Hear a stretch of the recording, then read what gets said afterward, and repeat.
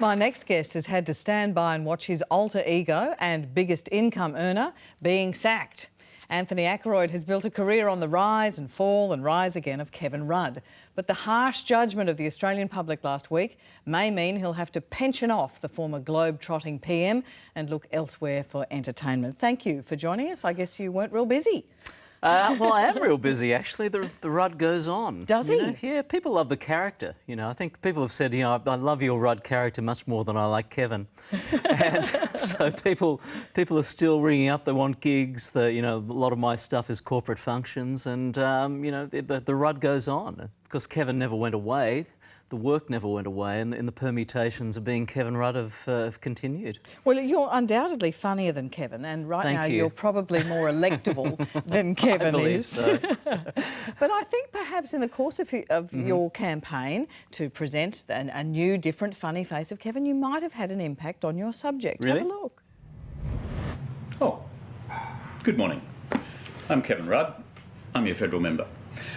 And I'm here with my pet polar bear this morning, whose name is Ted. Ted won't be speaking in this interview because Ted is busy eating a fish. Back to eating Ted. The reason, though, I'm sending out this message is because I wanted to thank all those volunteers who have done such a huge amount of telephone canvassing on behalf of the Griffith campaign. 9,000 calls. That's fantastic. By the way, Ted says thank you as well. Thank you. That's great. I like that. He's really got the hang of you. That's a side of Kevin. But why does that equal 9,000? When you look at that character, what is it about that's easy to take off? Or what elements of that do you take? He's a classic. He's so idiosyncratic. Love him or hate him, and people do both. To extremes, but he's very. There he is again. He's very idiosyncratic. The use of language, the somewhat tortured phrases, the eccentricities, the gestures that we've come to know and appreciate or hate or loathe, whatever it is. Expressions, fair shake of the sauce bottle. Talking polar bears, whatever it is, he's the gift, the comic gift that has just kept giving. And how did you have to find your inner Kevin, or is there a way you get into doing Kevin? We just, you happen to have a voice that sounds a little bit like Kevin's, and then you incorporate some of the phrases like, something, folks? When I unveiled my stimulus package, it was an exciting moment. Not only for me, but for the rest of the nation. I took myself off to a place I call Scores nightclub. And the dancers there taught me a lesson perhaps I should have learnt months earlier. Polls do matter. That's how it's done. You could do it now, Ellen. I don't think I could, but I recognise it. The hand signals, even your glasses look good. Yeah, well, they're the people you love as an impersonator. People like Bob Hawke and Kevin, who have so many eccentric mannerisms that they become recognisable. Tony Abbott, I'm about to start doing Tony, and you've got to dig deep to find something interesting about Tony Abbott in terms of impersonating him, because he's so flat and, kind of monotonal.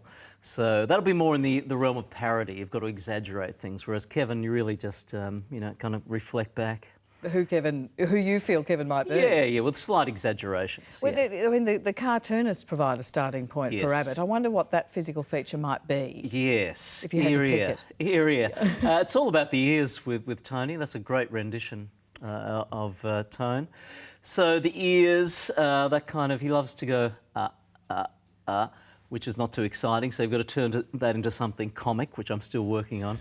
And he can be a bit of a ham, that debate where he looked down the barrel and said, you need a new way, you need a new government, and it was very studied and mannered.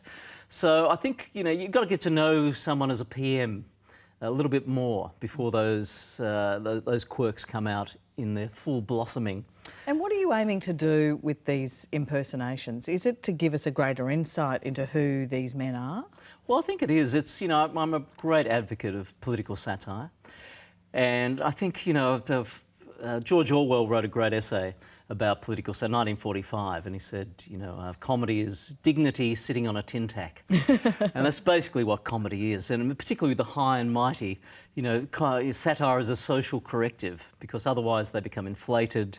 I love living in a democracy, because some of the stuff I've done I would have been executed, imprisoned, beaten up for, quite seriously in places like there's comics in jail and in Burma, and people are whipped and punished in Morocco, and so it's a great democratic freedom to be able to get out there and take the piss out of the high and mighty. Don't you think so, folks? Yes, the people are with me. We're starting a revolution, Alan. You probably should do that better as Kevin. That'd be more convincing. Do you try and look for the humanity in these people? Is that part of what you're trying to present? Oh, absolutely, yeah, because they are, this is a shock, I know, to the audience, but they are human beings. Have you met Kevin? No, he won't play with me.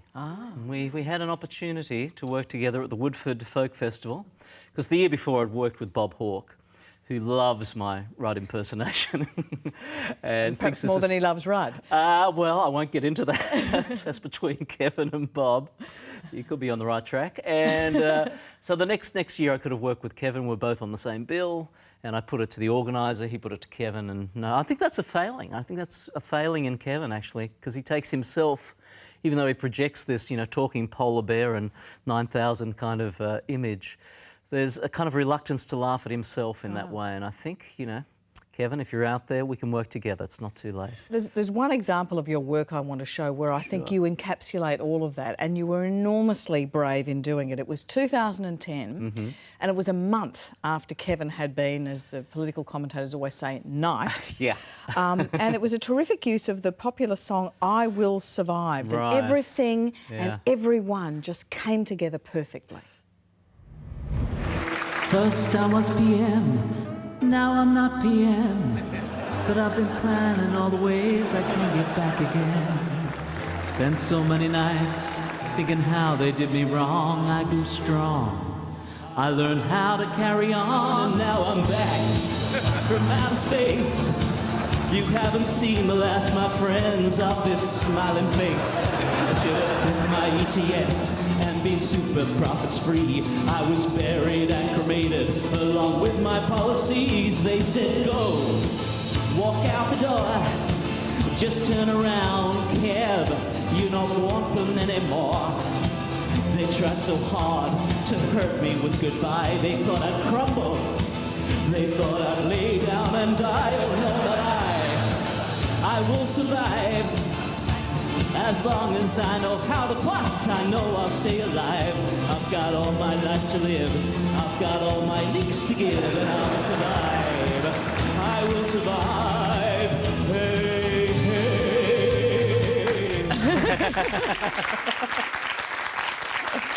hey. You were so right. You were so right. I'm a prophet of comedy. That was the AFL Grand Final breakfast, and the blood was still fresh on the knife, and Julia was a winner at that stage. Yeah. She was quite happy. But what you don't see, this is an interesting little behind-the-scenes story, because no one knew I was coming on as Rudd, and they had the big panel there that you saw with all the celebrities and politicians, and the voiceover came, oh, now we have another Prime Minister, ex-Prime Minister for you, Mr. Kevin Rudd. And Julia did a complete double take of they wouldn't dare. And then she was so relieved when it was, just me.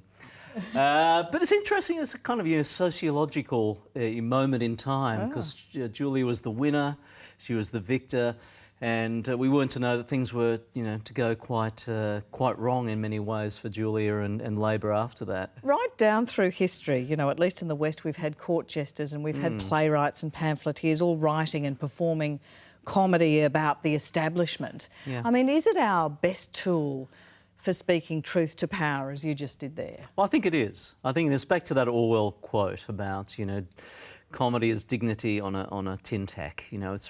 It's very important to balance grandiosity through frivolity, and I think that's why I think in repressive regimes comedy is suppressed, and I think it's partly to do with the physiological process of laughter, because every time you laugh, you release dopamine in the brain, the reward chemical. And so it's a very powerful physiological experience, and you become braver. And Stephen Colbert, who's one of my favourite satirists, said, you know, I defy you to laugh and be afraid at the same time. Oh. And I think he's absolutely right, and that's why it's so powerful. And again, I think we're very privileged to be able to be those sort of court jesters, the ones who can really take it to the kings in that way in a democracy. So it's a fantastic role to play. Yeah. Are you thinking of a farewell concert for Rudd? I'm working on Kevin the musical. Because, see, the people like it. Are you going to come? Yes, they say as one. I think we need that. You know, it'll take, you know, at least a year to get together, but we need to review that bizarre 6-year period again from Kevin bursting on the scene as Prime Minister. And I think of course, it's going to be done in a very funny way, and I'm really looking forward to that. So, as I say, my life, I'm working on Tony, but I'm still going to be doing Kevin for sure in different kind of modalities. Yes. Programmatic specificities and conceptual synthesize. So even if we won't be hearing his voice in public for some time, yes, we'll hear yours. Yeah, and I've got a feeling we haven't seen the last of Kevin. You know, it's like Glenn Close in Fatal Attraction. You know, he bursts out of the bath. I'm still here. That's why they're trying to kill him off. He's got to die. But, you know, I can't help feeling some sort of affection for him. I've never met the guy, and I know many of the stories are true, but boy, has he got persistence. It's just quite amazing. Well, I wish you well, and I wish you longevity, if not persistence. Please thank Anthony Ackroyd. Thank you. Thank you, Alice. This is great. And that's all we have time for tonight, but you can join the conversation online using #ObserverSBS or find us on Facebook. And don't forget, you can catch Paul Daly's terrific blog, Effectively Observed, on our website. Thanks and good night.